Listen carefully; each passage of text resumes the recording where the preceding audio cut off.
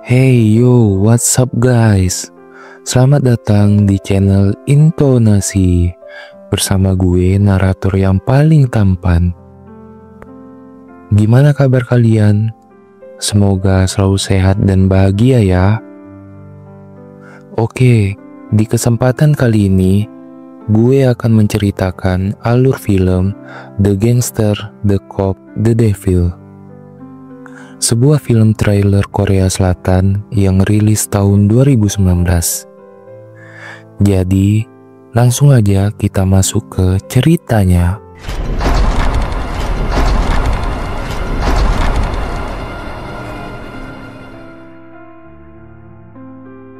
Di awal film, terlihat seorang pria mencurigakan yang mengikuti sebuah mobil di depannya. Dengan sengaja, pria misterius itu menabrakkan mobilnya ke mobil tersebut. Si pemilik mobil yang ditabrak pun turun, berniat mengambil foto untuk melaporkan kejadian ini dan mengklaim asuransi. Namun, tanpa banyak basa-basi, pria misterius itu langsung menusuknya secara brutal. Dan disinilah film benar-benar dimulai. Hari berganti. Seorang polisi bernama Tae-suk datang ke TKP. Ia menemukan banyak bukti yang bisa digunakan untuk mengungkap pelaku. Salah satunya adalah goresan di bemper belakang mobil, bekas tabrakan dengan mobil si pria misterius. Tae-suk segera melaporkan temuannya kepada atasan saat rapat berlangsung. Ia menyimpulkan bahwa ini adalah ulah seorang psikopat yang telah melakukan pembunuhan berantai. Namun, bukannya mendapat dukungan, ia justru dianggap berlebihan dan tidak kompeten. Bahkan, beberapa rekan kerjanya menuduhnya hanya mencari perhatian demi naik jabatan. Sementara itu, di tempat lain sedang berlangsung negosiasi antara para bos gangster terbesar di Korea. Mereka sedang membahas pembagian wilayah kekuasaan dan aset. Dari hasil pembagian, Sang-do mendapatkan bagian yang lebih besar dibandingkan bos gangster lainnya. Namun, Sang-do masih merasa kurang dan meminta lebih. Bos gangster lain tentu saja tidak terima. Dengan marah, ia memaki-maki Sang-do. Namun, setelah beberapa saat, ia berusaha menenangkan diri dan memilih untuk meninggalkan pertemuan. Melihat itu, Sang-do pun ketakutan, seolah merasakan ada bahaya yang mengintainya. Setelah pertemuan usai, bos gangster tersebut pulang naik mobil sendirian. Tanpa ia sadari, seorang pria misterius mengikutinya dari belakang. Bahkan, pria itu dengan sengaja menabraknya. Bos gangster pun turun dari mobilnya. Tapi, kali ini ia tidak marah. Justru, ia memilih untuk memaafkan perbuatan pria misterius itu. Namun, keputusan itu menjadi kesalahan besar. Tanpa peringatan, pria misterius itu menyerangnya secara brutal. Bos gangster pun terkapar, tidak sadarkan diri dengan luka yang sangat parah. Beruntung, ia segera dibawa ke rumah sakit tepat waktu. Meskipun sempat kritis, nyawanya masih bisa diselamatkan. Mendengar kabar ini, anak buah bos gangster langsung naik pitam. Tanpa berpikir panjang, mereka menyerbu markas Sang-do. Mereka yakin ini semua adalah ulahnya. Setelah beberapa hari tidak sadarkan diri, akhirnya bos gangster siuman dari komanya. Keesokan paginya, ia langsung memanggil asistennya. Dengan suara lemah tapi penuh keyakinan, ia berkata, Sang-do bukan pelakunya. Sementara itu, Tae-suk, si polisi, datang ke ruangannya. Ia sangat yakin bahwa penyerang bos gangster adalah pembunuh berantai yang sedang ia kejar. Namun, bos gangster menolak bekerja sama. Dengan santai, ia hanya berkata, "Aku cuma terpeleset, makanya luka-luka begini." Tae-suk langsung keluar ruangan, tapi ia tidak pulang begitu saja. Ia masih curiga. Karena itu, ia memeriksa mobil yang digunakan bos gangster pada malam kejadian. Dan dugaannya benar. Ia menemukan goresan bekas tabrakan di bagian belakang mobil. Bukti kuat yang semakin mengarah pada satu tersangka, si pria misterius. Sementara itu, Sang-do datang menjenguk bos gangster. Tapi bukannya membawa buah tangan, ia justru membawa ejekan. Tapi bukan cuma itu, Sang-do juga menuntut setengah dari wilayah kekuasaan bos gangster plus biaya pengobatan anak buahnya yang terluka akibat serangan kemarin. Di tempat lain, si psikopat misterius masih terus beraksi. Kali ini, ia membunuh seorang pria yang sedang mempersiapkan kejutan ulang tahun untuk anaknya. Bukan hanya membunuh, ia juga mencuri truk milik korban. Sementara itu, bos gangster mulai bergerak. Ia menyewa seorang pelukis untuk menggambar sketsa wajah si psikopat berdasarkan ingatannya. Namun, si psikopat melakukan kesalahan terbesar tanpa ia sadari. Saat sedang mengendarai truk curiannya, ternyata ada seorang yang tertidur di dalamnya.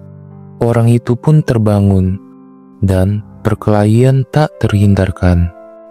Tapi seperti yang bisa ditebak, si psikopat dengan mudah menghabisinya. Namun, ada satu hal yang tak ia sadari. Dalam pertarungan itu, pisaunya terjatuh di pinggir jalan. Beberapa hari kemudian, anak buah bos gangster menemukan pisau tersebut beserta mobil milik si psikopat. Ini adalah bukti yang ia butuhkan. Tapi, ia sadar bahwa ia tak bisa lagi melakukan ini sendirian. Tanpa pikir panjang, ia langsung menelepon polisi Tae-suk. Tak butuh waktu lama, mereka akhirnya memutuskan untuk bekerja sama. Namun, ada satu kesepakatan di antara mereka. Pertama, jika polisi berhasil menangkapnya lebih dulu, si psikopat akan dipenjara. Kedua, jika bos gangster yang menangkapnya duluan, maka ia sendiri yang akan menghabisi psikopat itu dengan tangannya. Tae-suk si polisi tidak menyia-nyiakan kesempatan ini. Ia juga mendapat bantuan dari anak buah bos gangster, lengkap dengan fasilitas serta barang bukti utama, mobil dan sketsa wajah si psikopat. Tanpa sepengetahuan polisi, bos gangster menyuruh asistennya menggunakan pisau milik si psikopat, pisau yang sebenarnya ia sembunyikan dari Tae-suk untuk membunuh saingan utamanya, Sang-do. Dan anehnya, rencana ini berhasil. Dalam sekejap, kepolisian pusat menyatakan bahwa kasus ini adalah bagian dari serangkaian pembunuhan berantai. Berita ini pun langsung menyebar ke seluruh TV dan koran di Korea. Malam harinya, dengan wajah tanpa dosa, bos gangster datang melayat Sang-do. Sementara itu, di tempat lain, si psikopat misterius sedang menonton berita tentang kematian Sang-do. Tanpa pikir panjang, ia pun ikut datang ke acara melayat Sang-do. Dengan langkah tenang, ia mendekati asisten Sang-do. Tanpa suara, ia menyerahkan sobekan kertas berisi pesan rahasia. Pesan itu jelas, ada seorang yang memakai pisauku untuk membunuh bosmu. Hari berganti. Setelah berhari-hari melakukan penyelidikan, akhirnya bos gangster dan polisi Tae-suk menemukan bukti yang sangat penting, bekas darah di setir mobil milik si psikopat. Tae-suk begitu bersemangat. Dengan bukti ini, identitas si psikopat bisa segera terungkap.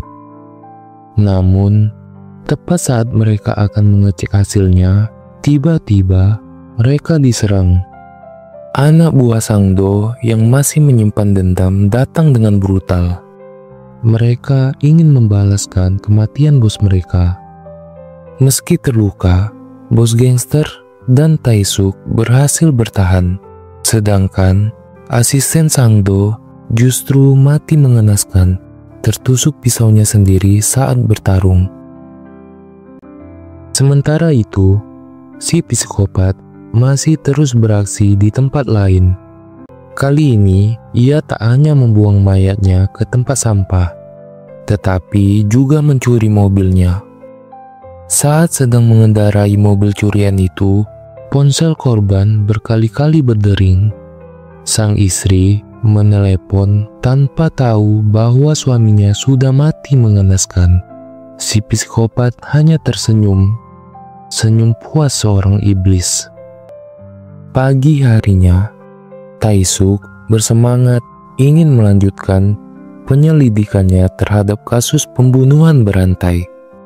Tapi, apa yang terjadi? Atasannya malah memarahinya habis-habisan. Alih-alih diizinkan mengejar si psikopat, Tae-suk justru diperintahkan menangani kasus penculikan yang baru saja dilaporkan. Dengan setengah hati, ia pun menjalankan tugas ini. Namun, tanpa ia sadari, pelapor kasus penculikan itu adalah istri korban yang dibunuh oleh si psikopat semalam. Sayangnya, kerjasama mereka jauh dari lancar. Istri korban bertindak aneh, alih-alih menyerahkan uang tebusan secara langsung, ia malah menitipkannya kepada ibu-ibu penjual mie ayam. Akibatnya, misi penyelamatan pun gagal total. Namun, Tae-suk masih punya satu kesempatan. Di saat yang krusial, ia sempat melihat si penculik dan langsung mengejarnya. Sayangnya, si penculik berhasil kabur. Satu-satunya petunjuk yang tersisa hanyalah botol minuman yang sempat diminum oleh si penculik. Sore harinya, hasil tes forensik akhirnya keluar. Tae-suk membacanya dengan penuh harap. Namun, saat melihat hasilnya, matanya membelalak. Darah yang ditemukan di setir mobil psikopat dan sidik jari yang di botol milik si penculik ternyata milik orang yang sama. Tanpa membuang waktu, Tae-suk langsung menuju alamat rumah si psikopat. Tapi, saat sampai di sana, ia hanya menemukan ibunya saja. Si psikopat sudah berbulan-bulan tidak pulang. Namun, Tae-suk tidak datang sia-sia. Di rumah itu, ia menemukan foto si psikopat. Saat ia menjandingkan dengan sketsa wajah yang dibuat oleh bos gangster, hasilnya sangat jelas. Itu dia, orang yang mereka cari selama ini.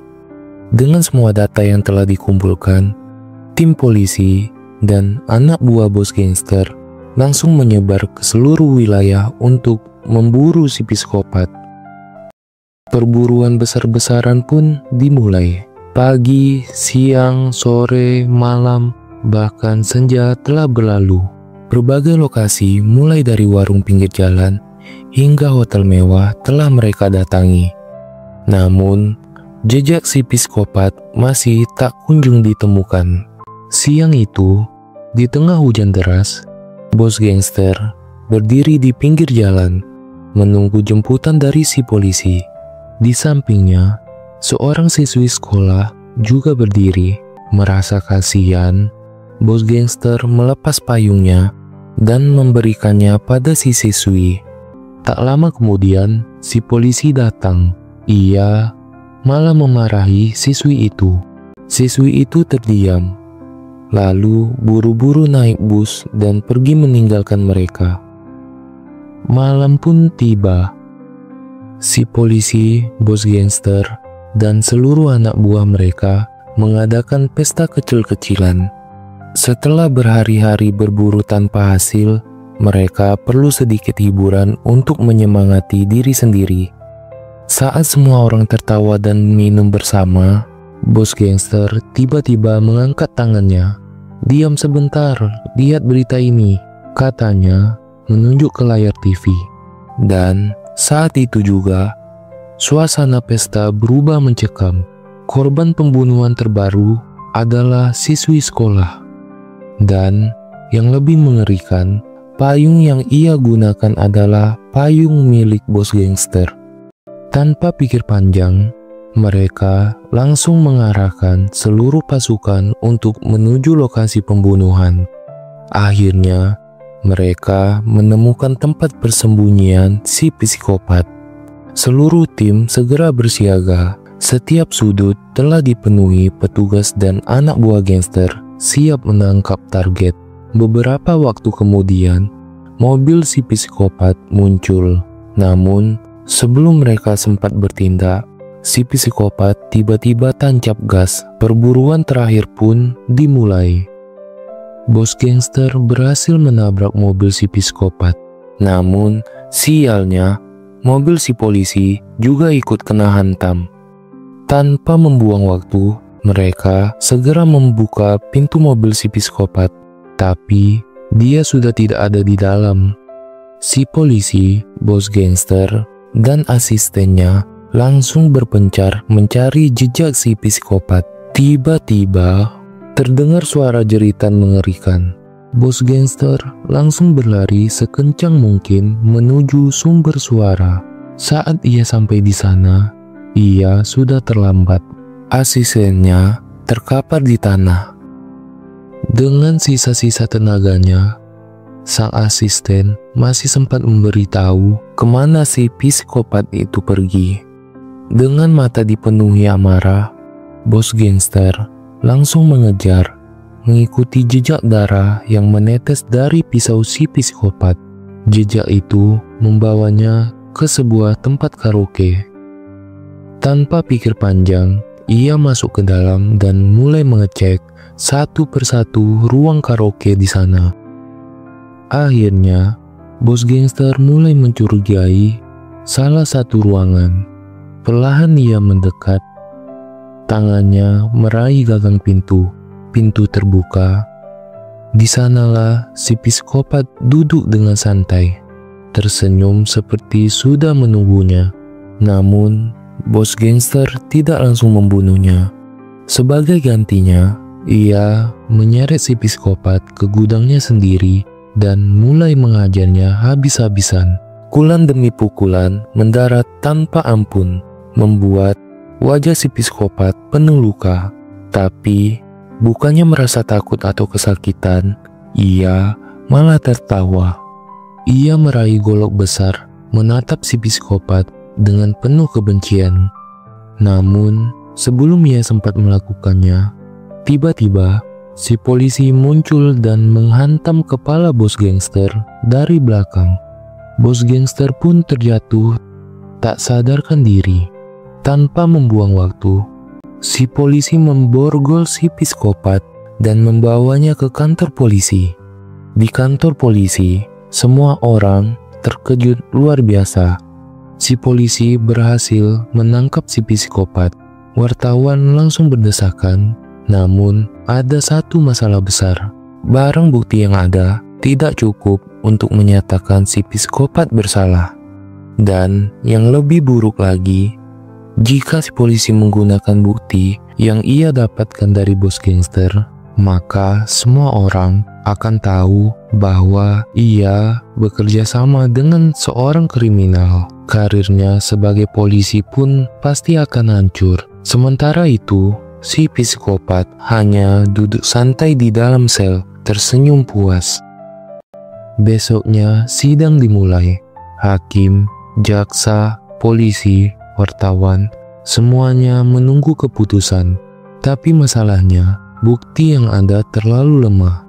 Dan yang lebih buruk lagi, si psikopat pandai bersilat lidah. Ia membantah semua tuduhan. Satu persatu argumen jaksa ia patahkan. Para juri mulai ragu. Dan saat hakim hampir mengetuk palu untuk membebaskannya, pintu ruang sidang terbuka. Saksi terakhir datang. Saksi itu adalah bos gangster. Ternyata malam sebelumnya, si polisi kembali menemui bos gangster. Mereka membuat kesepakatan. Meski masih kecewa dengan polisi, bos gangster mau bekerja sama dengan satu syarat, dan tanpa pikir panjang, si polisi langsung menerimanya. Kembali ke persidangan, sebagai satu-satunya korban selamat dari psikopat itu, bos gangster maju ke depan. Ia membuka kemejanya. Bekas luka akibat pertarungan dengan psikopat terlihat jelas di tubuhnya. Bos gangster menyebutkan ciri khas sang pelaku yang tidak bisa dibantah. Si psikopat ini punya luka tusukan di dada kiri. Karena akulah yang memberikannya. Hakim langsung memeriksa bukti itu. Si psikopat hanya terdiam. Dan akhirnya hakim mengetuk palu. Dengan bukti-bukti yang ada, terdakwa dinyatakan bersalah dan akan dijatuhi hukuman mati. Para juri puas, polisi menang, dan bos gangster tersenyum penuh kemenangan. Dan akhirnya, setelah semuanya selesai, kita melihat si bos gangster tiba di penjara. Dengan tangan di borgol, ia dikawal oleh polisi. Tapi anehnya, para napi di sana malah menyambutnya dengan hormat. Ternyata, ini semua adalah bagian dari kesepakatan dengan si polisi. Misi terakhir bos gangster membuat hidup si psikopat di penjara bagaikan neraka. Film pun tamat. Terima kasih buat kalian yang sudah menonton sampai akhir. Kalau suka, jangan lupa like, komen, subscribe, dan share video ini ya. Sampai jumpa di nomor selanjutnya. Kamsahamnida.